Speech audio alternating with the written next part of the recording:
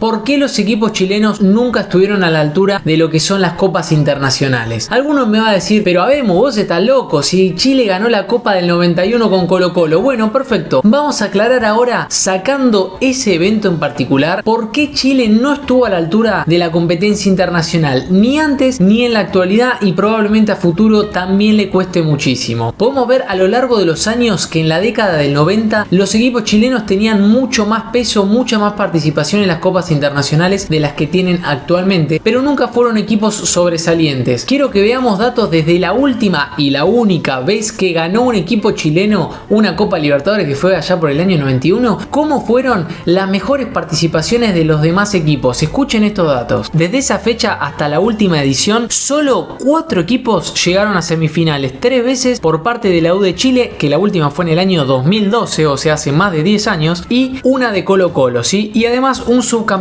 de la U Católica en el año 93, o sea, hace casi 30 años. Además hay que sumarle que tuvieron 84 participaciones los equipos chilenos, que la mayoría se fueron quedando en fase de grupos o ni siquiera entraron, para que se den una idea. Desde el último título conseguido, el rendimiento de los clubes chilenos en la Copa solo llega al 41% de los puntos obtenidos sobre los puntos posibles. El único rendimiento que podemos destacar es el de la U de Chile, que fue campeón de la Sudamericana en el 2011 con un gran equipo que fue desarmado después de ganar el título. Pero si estamos hablando de estos números, estamos hablando que solamente ganó una Copa Libertadores y una Sudamericana, que es la segunda competición más importante en el fútbol sudamericano, y después dejamos de contar. Algunos me dirán, no, pero la del 96 que lo robó River. Podemos entrar a hablar de muchísimos detalles, pero estamos hablando de partidos contados con los dedos de la mano o participaciones contadas con los dedos de la mano. Pero Chile tampoco tuvo participaciones ni años de gloria, porque por ejemplo si lo comparamos con Uruguay, que hoy en día está muy bajo a nivel internacional, Uruguay dejó de existir. Nacional y Peñarol le tienen que sacar brillo a los trofeos porque están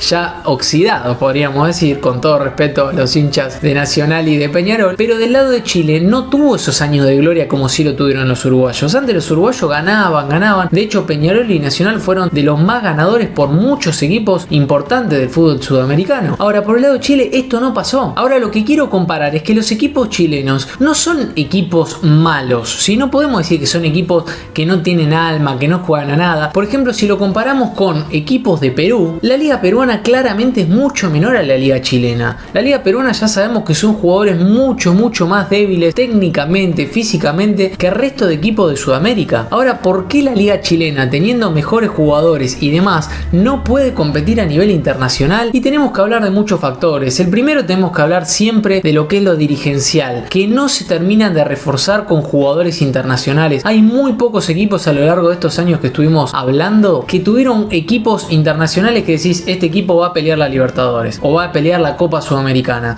Apenas tiene 1 o 2 jugadores buenos que salen de Chile, lo venden y no tienen la capacidad para traer figuras del fútbol mundial. La mayoría de los jugadores que terminan jugando del extranjero en Chile son muchas veces jugadores que en Argentina le van más o menos bien. No es normal ver una figura del fútbol argentino que se vaya a Chile. Por lo general son jugadores que están en un mediano nivel o un nivel mediano alto, pero nunca una figura, por ejemplo, de Brasil o una figura de Chile o una figura de Argentina termina yéndose a la liga chilena. También algo que me llamó siempre la atención es que los equipos chilenos tienen una distribución de dinero muy importante a nivel televisación y no saben aprovechar bien este recurso. Para que se den una idea, es una de las televisaciones más fuertes a nivel económico de toda Sudamérica. Quiero que escuchen estos datos. El contrato que firmaron con el grupo Turner a finales del año 2018 le permitió a los elencos chilenos recaudar cerca de 92 millones de dólares por año hasta el año 2033.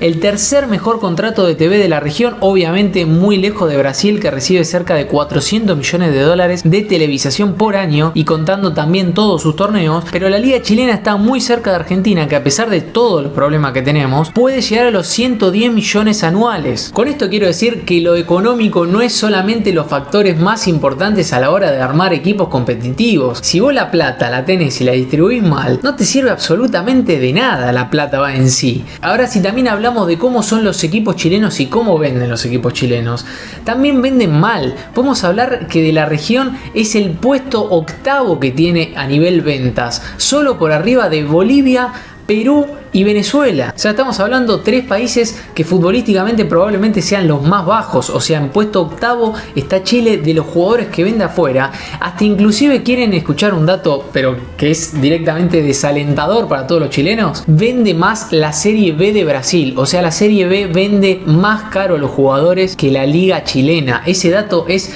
preocupante. Entonces, ¿por qué creo yo que los equipos chilenos no pueden competir tan fuerte internacionalmente como sí pasa con Brasil o también muchos años con Argentina o hasta inclusive Uruguay? Yo creo que el primer problema, el primer factor importante para darnos cuenta de esto son las malas administraciones. Y también en cuanto a malas administraciones hay que aclarar algo muy importante. Chile fue uno de los primeros países en la región en implementar todo el sistema de sociedades anónimas que supuestamente le iba a traer una solución al fútbol chileno y terminó perjudicándolo totalmente. Los equipos, en vez de tener más plata, mejores inversiones, mejores proyectos, terminaron hasta inclusive saliendo empeorados. Equipos enormes o gigantes de Chile terminaron peleando el descenso, inclusive siendo sociedades anónimas, que ese es un tema para entrar más en detalle porque es muy finito qué pasa con cada sociedad anónima y cómo es el estilo de la sociedad anónima. Pero en Chile, por ejemplo, es el claro caso, el claro ejemplo que fue un fracaso las sociedades anónimas, que no significa que en otros países le vaya bien o mal,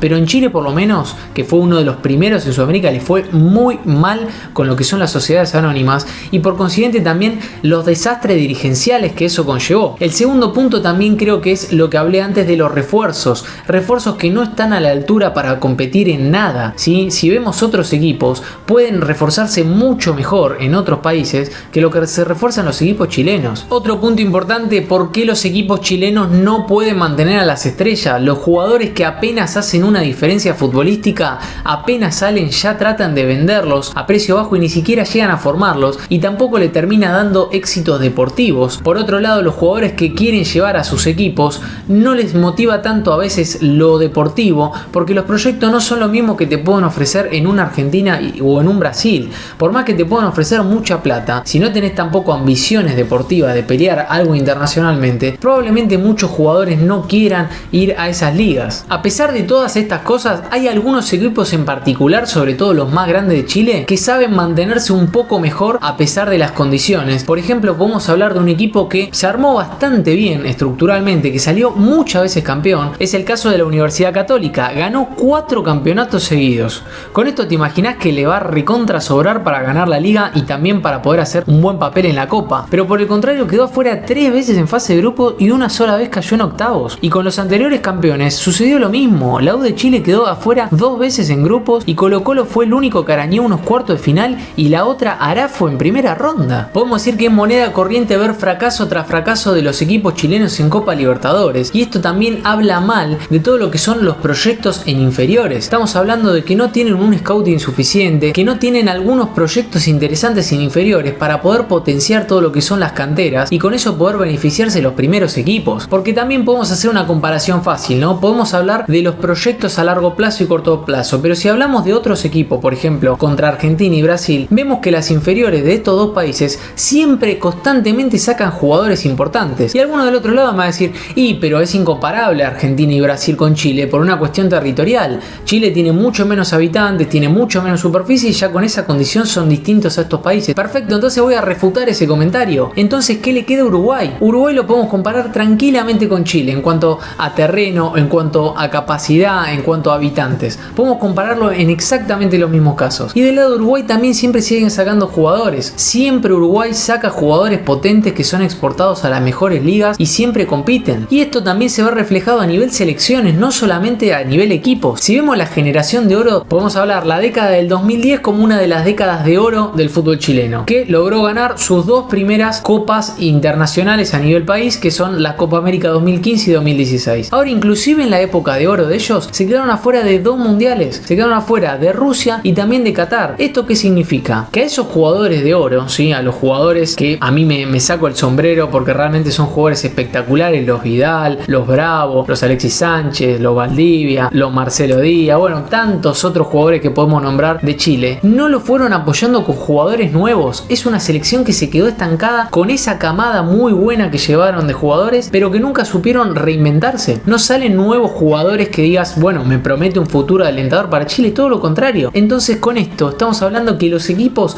tampoco sustentan a la selección y es un problema muy grave que tiene el fútbol chileno, no solo para el presente sino también para el futuro. La solución a esto es que se pongan realmente las pilas los dirigentes, los equipos, los jugadores y demás en mantener proyectos estables y sólidos y no pensar solamente en corto plazo y siempre en el mismo problema que tiene acá Latinoamérica, que es en la platita y en solamente el beneficio propio. Amigos, si les gustó el video, quiero leer sus comentarios, qué opinan del video, denle un like y también lo dejo con más videos del canal. Entren a verlo, dale.